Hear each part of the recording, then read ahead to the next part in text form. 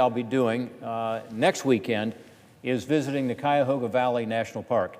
And I'll be touring the park, looking at what some of their maintenance needs are, talking to the park rangers. Cuyahoga Valley National Park is actually the 13th most visited national park in America. And you probably haven't heard of it unless you're from Ohio. But if you're from Akron or Cleveland, you certainly know about it because it's kind of nestled right in between these two big cities, and it gets a lot of visitors, a lot of school kids. It's an incredible park because it's really kind of a suburban-urban park as well as a rural park all at once. And there's a lot of education going on there, outdoor education. There's a beautiful river that runs through it, the Cuyahoga River. And there's also a train that can commute you back and forth. I'll be there with Frank LaRose, the Secretary of State of Ohio. We'll be doing a kayak trip down the river and, again, looking at some of the needs that the park has. And this leads me to a topic that I'd hoped to discuss on the floor yesterday, but because of a string of votes, we were unable to do so. I was going to be out here on the floor giving a colloquy with some of my colleagues, Senator Alexander, Senator Warner, Senator King, and others, and we were going to talk about the need for us to provide more repairs to our national parks. Unfortunately, Cuyahoga Valley National Park is one of those parks that's badly in need of it. They have about a $48 million maintenance backlog. Now, what does that mean? It means that every year we do fund the parks, but we don't fund these capital expenses that are needed. In the case of Cuyahoga Valley, as an example, there is a bridge that's falling apart. It's an old railroad bridge that they use for pedestrian traffic now, and they may have to close it off pretty soon. And every year that you don't attend to this deferred maintenance, things get worse and worse. Think about your own home. If you stop taking care of the roof, what happens? You get a leak, and then you've got drywall damage, and then you've got paint damage.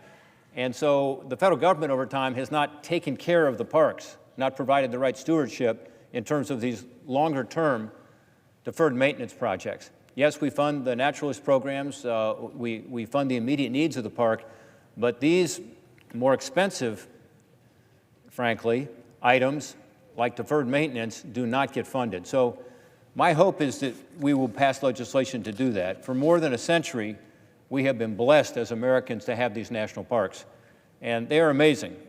Some of you have experienced the majesty of the Yellowstones and the Yosemites of the world, the Grand Tetons. They're amazing. There's some more modest ones, like the boyhood home of William Howard Taft in Ohio, that maybe you don't know as well, but they're all important. A lot of them are focused on history in terms of the historic homes. There are now 84 million acres of national parks and historical sites. By the way, they attract over 330 million visitors every year. Think about that. More than the population of our country.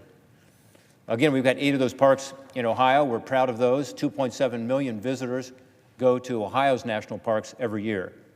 And they're part of our history, part of our culture. This $12 billion backlog of long-delayed maintenance needs is a real concern, though. $12 billion now.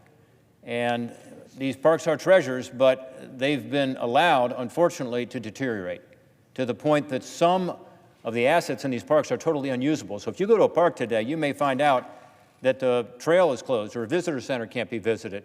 We have a visitor center in Ohio that it had to be closed down because the roof was leaking. They didn't have the funds to actually replace the roof, and they had funds to run the programs within the visitor center. But again, these long-term maintenance problems are a real problem. You may find that some of the overnight lodging facilities aren't available. In a way, our parks are sort of crumbling from within. They look good on the outside, but they've got serious problems. I mentioned the fact that we've got long-term maintenance problems at Cuyahoga Valley National Park. We also have that at others, to the point about $100 million in backlogs. Last August, I visited Perry's Victory and International Peace Memorial on the shores of Lake Erie. This was established on Lake Erie to honor those who fought in the famous Battle of Lake Erie during the War of 1812, as well as to celebrate the now long-standing peace we've had between Great Britain, Canada, and the United States. There I saw $48 million in long-delayed maintenance needs at the site, primarily a seawall. So there's a seawall on Lake Erie to keep Lake Erie from destroying this park, and it's cracking. And there are actually sinkholes around it, so you can't walk near the seawall for fear of falling into a sinkhole. So this is something that needs attention and needs it now. And yet, think of the expense of that, replacing a huge seawall. It's about a $48 million project. When you add to that the need to make the visitor center accessible under the ADA, the Americans with Disabilities Act. So that's an example. I mentioned President Task's place. The house was in pretty good condition, and unfortunately, it's got some problems now. It's got roofing problems that are necessary, about $2 million worth of repairs needed there.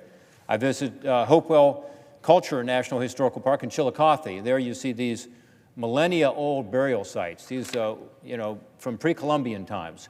And again, about $3.5 million in unmet maintenance needs at the site, including repairs to the exterior of the visitor center that was absolutely needed, and you can see why when you go there, because there's construction signs in front of it, and you can go in the visitor center, but pretty soon you won't be able to at all. Parks have a lot of issues that have built up over time. This deferred maintenance is really important. So we've got legislation to address that. And it's important that we do it now, because if we don't, the costs just go higher. And for taxpayers, it's a good deal to move now to make these improvements so that the costs don't compound and you make the situation even worse. And by the way, this is at a time when more and more people want to go to our parks. Visitation is now, over the last 10 years, increased by about 58 million people.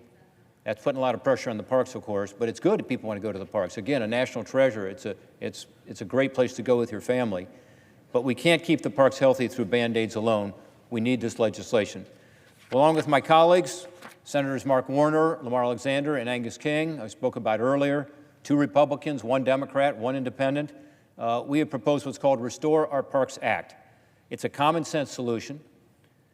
Specifically, the legislation creates what's called the Legacy Restoration Fund, which will get half of all the annual energy revenues over the next 5 years that are not otherwise allocated to be used for these priority deferred maintenance projects. This money would come from royalties, from our offshore and onshore energy projects. And by the way, the Trump administration is doing more energy exploration and development, so there's actually more funding coming out of here. That funding, the royalty, would go to this purpose to the extent it's not being used for other purposes. And the bill caps the deposits into the fund at $1.3 billion annually, which would provide a total of $6.5 billion for deferred maintenance over the next 5 years. Now, you might notice that 6.5 is not quite the $12 billion we need, but number one, it's a great start. Number two, we've asked the Park Service to give us a specific list of what are the most urgent problems, and that's about $6.5 billion. We'll continue to work on this, but right now, we need that funding badly because, again, if we don't provide it, not only will the parks not be there for people to enjoy and certain assets off limits, but also the costs only get higher and higher.